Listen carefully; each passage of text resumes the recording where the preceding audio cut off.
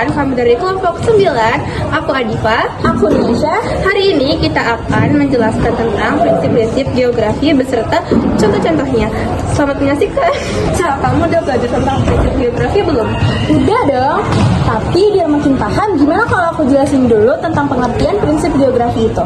Jadi, prinsip geografi itu adalah dasar dalam mempelajari dan menganalisis fenomena di permukaan bumi agar lebih sistematis dan mudah dipahami.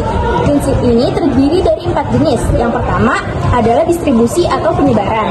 Yang kedua ada interrelasi atau keterkaitan. Yang ketiga ada deskripsi. Dan yang terakhir ada korologi, yaitu gabungan dari ketiga prinsip sebelumnya. Oke, aku jelasin prinsip yang pertama ya. Yang pertama itu adalah prinsip distribusi atau penyebaran. Pengertiannya, fenomena geografi tersebar tidak merata di permukaan bumi, baik karena faktor alam maupun aktivitas manusia.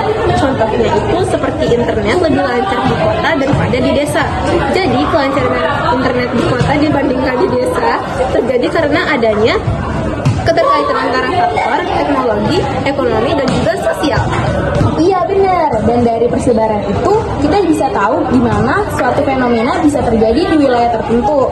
Nah, sekarang giliran aku mau ngejelasin yang kedua, yaitu interrelasi atau keterkaitan. Selanjutnya ada prinsip interrelasi atau keterkaitan, yang mana setiap fenomena geografi saling berhubungan, baik antara fenomena alam maupun antara alam dan juga manusia. Contoh dalam kehidupan sehari-hari itu ada banjir di kota yang terjadi karena hujan deras ditambah saluran air yang buruk.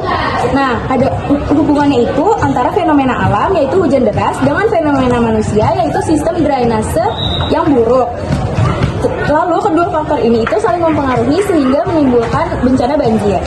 Prinsip deskripsi yaitu memberikan gambaran suatu fenomena geografi menggunakan kata-kata, angka, tabel, grafik, dan juga peta. Contohnya itu seperti aplikasi cuaca, menampilkan suhu dan juga ramalan hujan.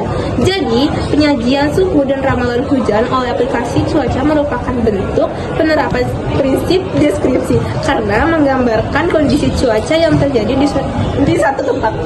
Oke, sekarang giliran aku yang jelasin prinsip terakhir yaitu prinsip korologi.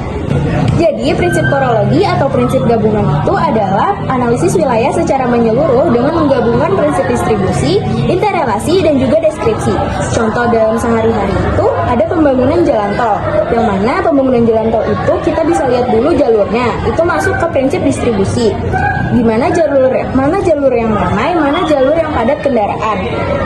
Terus kita juga bisa mempelajari dampaknya ke masyarakat dan lingkungan, itu masuk ke prinsip interrelasi.